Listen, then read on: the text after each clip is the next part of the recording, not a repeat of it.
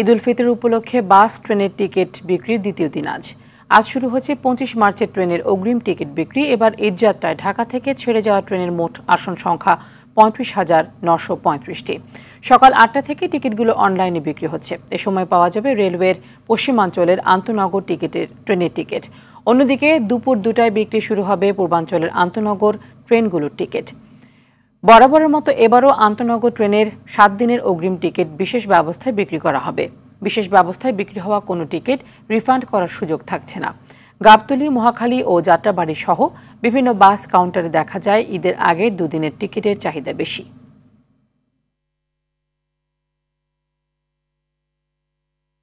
আগাম ট্রেনের টিকিট বিক্রির খবর জানতে কমলাপুরে আছেন সহকর্মী আশিকুল আলম এবং গাবতলী বাসস্ট্যান্ডে রয়েছেন আরেক সহকর্মী জাকারিয়া খান। প্রথমে চলে যাচ্ছি আশিকুল আলমের কাছে। আশিক, দ্বিতীয় দিনের টিকিট বিক্রির কি অবস্থা দেখছেন এবং কোনো ধরনের ভোগান্তির কথা যাত্রীরা বলছেন কিনা?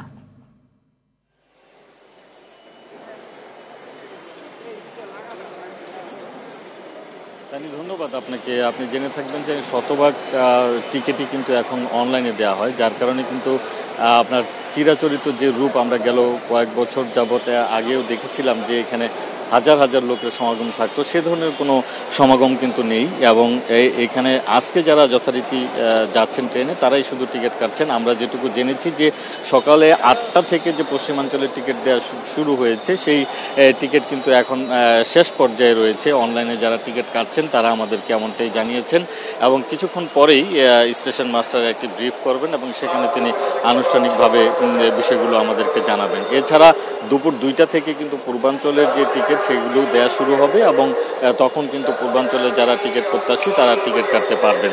আমরা এর মধ্যে জেনেছি যে রেলওয়ে কর্তৃপক্ষ যেমনটা বলছেন, ঈদকে কেন্দ্র করে তাদের যে নিরাপত্তা ব্যবস্থা এবং সার্বিক যে ব্যবস্থাপনা সেটিকে জোরদারের জন্যই কিন্তু তারা এখন তৎপরতা চালাচ্ছেন এবং যাতে মানুষের কোনো ভোগান্তি না হয় সেই বিষয়টির উপর নজর রেখে তারা তাদের পরিকল্পনা সাজাচ্ছেন এবং তারা সেভাবেই আসলে এবার ঈদের পরিকল্পনাটি করতে চান যাতে যাত্রীদের ভোগান্তি না হয়।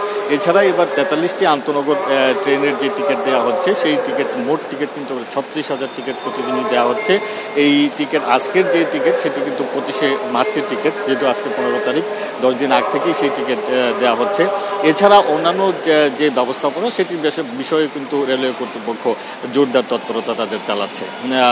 তা নিয়ে এই ছিল আমার কাছে কমলাপুর থেকে। এখন আমাদের সাথে যুক্ত হবেন সহকর্মী জাকারিয়া খান গাবতলী বাস স্ট্যান্ড থেকে। আমরা জাকারিয়ার কাছ থেকে জানবো যে বাসে যারা অগ্রিম টিকিট কাটছেন তাদের কি খবরাখবর। জাকারিয়া। শ্রদ্ধেয় আশিকুল আলম ভাই, আপনাকে ধন্যবাদ। আমি এই মুহূর্তে আছি গাবতলী কেন্দ্রীয় বাস টার্মিনালে। আপনারা জানেন যে সামনেই আসছে পবিত্র ঈদ উল ফিতর এবং এই ঈদ উল ফিতরকে কেন্দ্র করে কিন্তু ঘরমুখো মানুষের যেই একটা চাপ থাকে এবং ঘরে ফেরা মানুষের যে তাড়া থাকে, সেই তাড়াকে একটু সহজলভ্য করতে, একটু তাদের স্বস্তি দিতে কিন্তু বাসের অগ্রিম টিকিট বিক্রি শুরু হয়েছে। গতকাল থেকে অর্থাৎ 14ই মার্চ থেকে কিন্তু বাসের এই অগ্রিম টিকিট বিক্রি শুরু হয় সারা দেশে।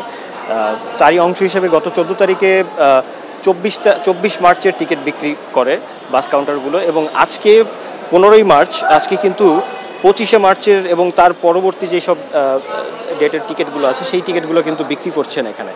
কিন্তু এখানে গাবতলীতে এসে যে আমরা যেটা দেখেছি যে এখানে কিন্তু যাত্রী চাপ খুবই কম। বাস কাউন্টারের যেই লোক ছিলেন তাদের সাথে কথা বলে আমরা যেটা জানতে পেরেছি যে পদ্মা সেতু হওয়াতে একটা বিশাল অংশ যাত্রী কিন্তু ওই রুট দিয়ে তাদের গন্তব্যে যাচ্ছেন। সেক্ষেত্রে কিন্তু গাবতলীতে যারা টিকিট বিক্রি করছেন তাদের কিন্তু যাত্রী সংখ্যা কমে এসেছে এবং আপনারা যেমনটা দেখতে পাচ্ছিলেন যে পুরো কাউন্টার কিন্তু যাত্রী শূন্য। আমি এই মুহূর্তে একটু চেষ্টা করব একজন বাস কাউন্টারের সাথে কথা বলার জন্য।